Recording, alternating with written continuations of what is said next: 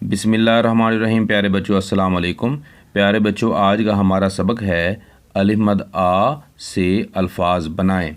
तो आज हम अलिफ मद आ से सादा अल्फाज बनाना सीखेंगे। तो सबसे पहले आप समझ लें कि ये जो अलिफ़ के ऊपर आपको अलामत नज़र आ रही है, ये है मद की अलामत।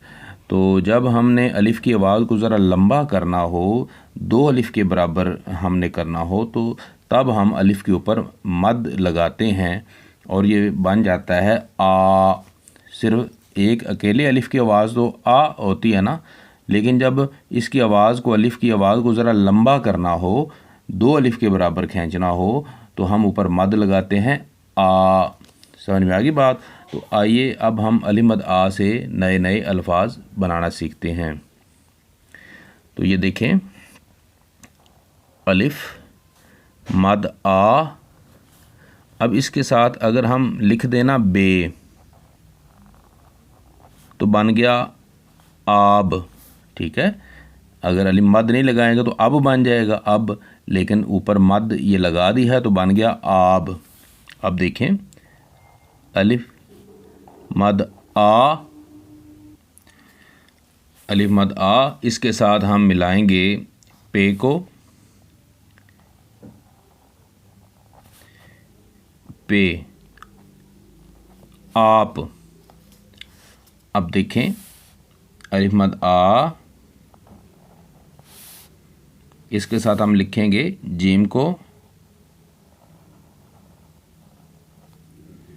जीम आज। अलिफ मद आ, रे आर। अलिफ मद आ,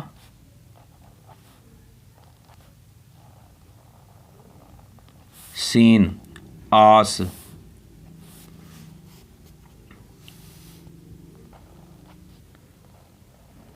अलिफ मद आ,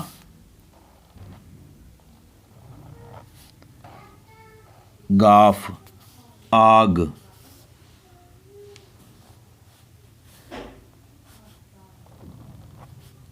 अलिफ मद आ, लाम आल। अलिफ मद आ, मीम आम। अलिफ मद आ, नून आन। तो आइए अब रीडिंग करते हैं। आब, आप, आज, आर, आस, आग, आल, आम, आन। तो प्यारे बच्चों, उम्मीद है आज का सबक आपको अच्छा लगा होगा। आपने भी प्यारे बच्चों, जिस तरह मैंने अलिफ मद आ से नए अल्फाज बनाए हैं, आप भी इसी तरह बे अलिफ बा से बना लें, पे अलिफ पा से बना लें, जीम अलिफ जा से बना लें, जैसे आपको आसान लगे। तो हम किसी और अच्छे सबक के साथ मिलेंगे। तब तक के लिए अल्लाह हाफिज़।